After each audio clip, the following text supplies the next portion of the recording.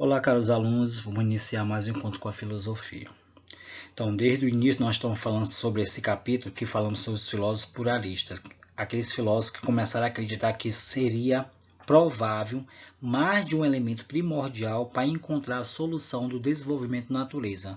Por isso que eles foram conhecidos como os filósofos pluralistas.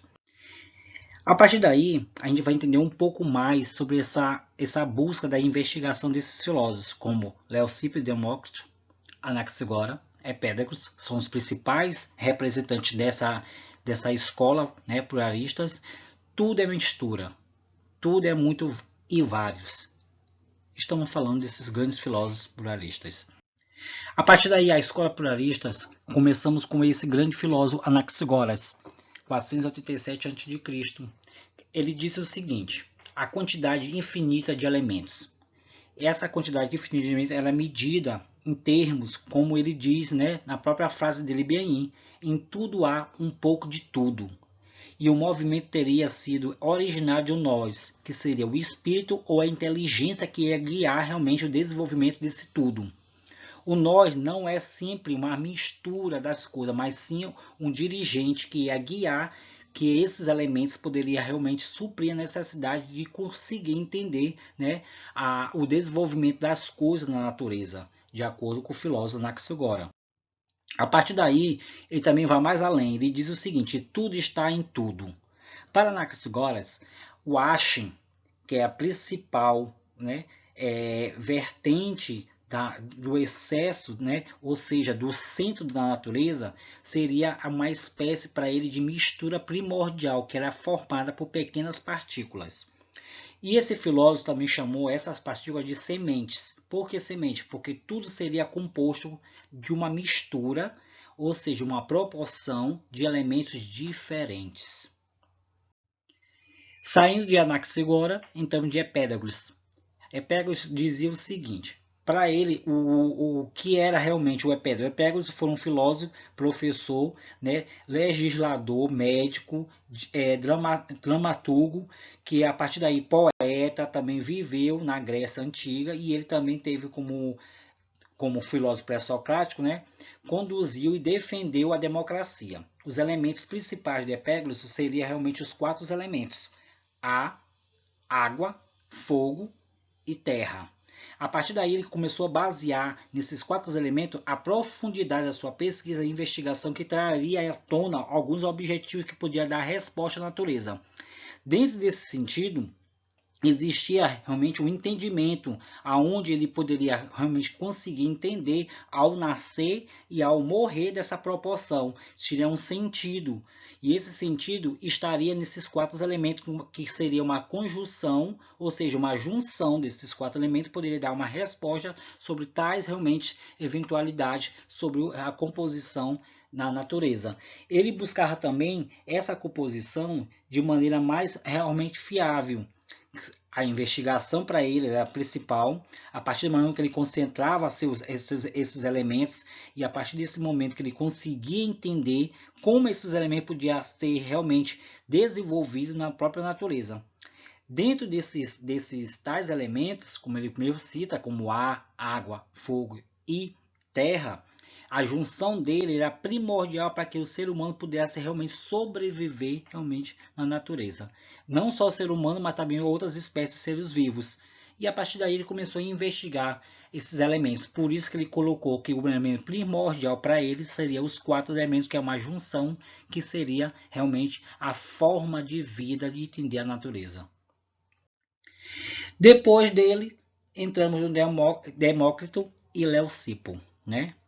Eles são conhecidos como os filósofos atomistas, porque a partir do momento que eles começaram a estudar principalmente a partícula fundamental, minúscula, indivisível, imutável, que é o átomo, que não pode ser realmente cortado ou pode ser visto, porém pode ser estudado. Para ele, o átomo seria a essência da vida, né? E a partir daí, dessa essência da vida, ele podia compreender livremente como poderia ser conduzido o objeto, né? E a partir desse objeto poderia ser realmente um objeto infinito, com as combinações finitas, que daria uma construção desse novo ser, que seria realmente esse átomo.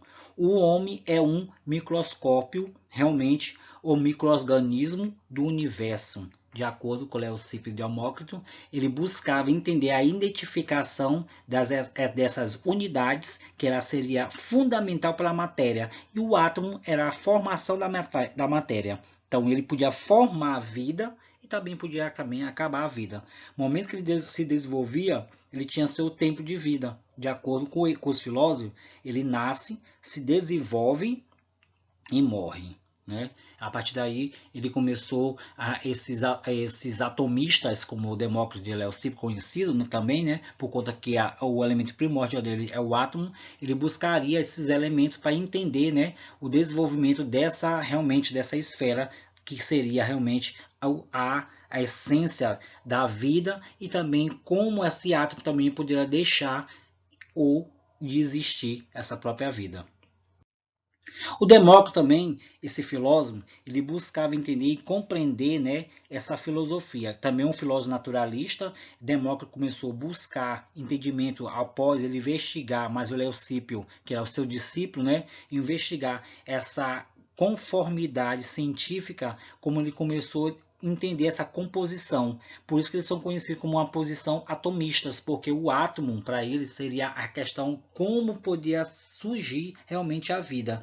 E a ética é uma concepção, né, de acordo com o Demócrito, uma relação com as suas próprias concepção física. Para ele, né, mais como nobre, bem como homem, né, poderia alcançar a felicidade através dessa felicidade que poderia pesar as coisas que seria de riquezas, felicidade ou moral somente pela alma.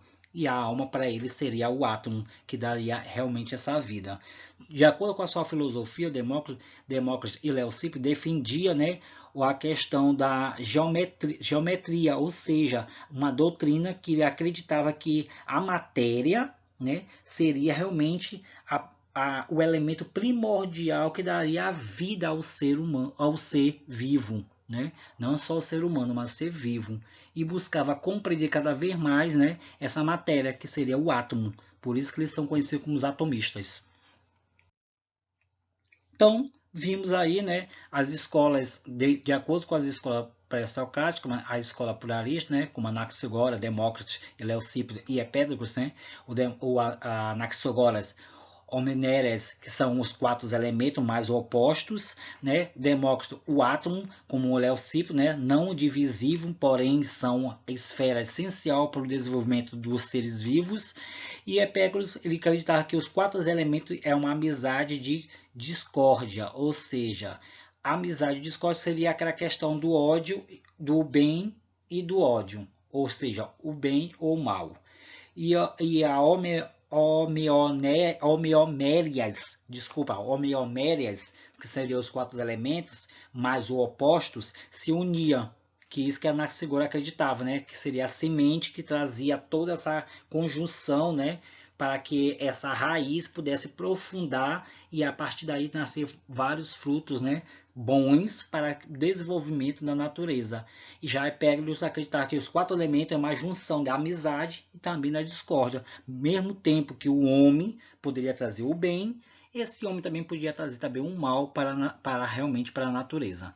E o Demócrito e Leucipo acreditava que o átomo seria a questão essencial, né, para o desenvolvimento dos seres vivos, ou seja, o átomo era a vida. Tanto a vida também podia trazer a morte. Então, qualquer dúvida, estamos aí. Até a próxima.